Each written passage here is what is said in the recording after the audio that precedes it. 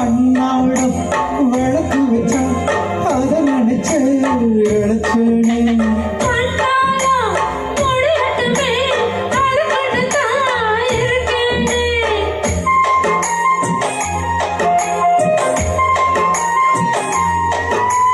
அண்ணாவிடம் விளக்கு வச்சா அதை நினைச்சு இழைச்சேனே.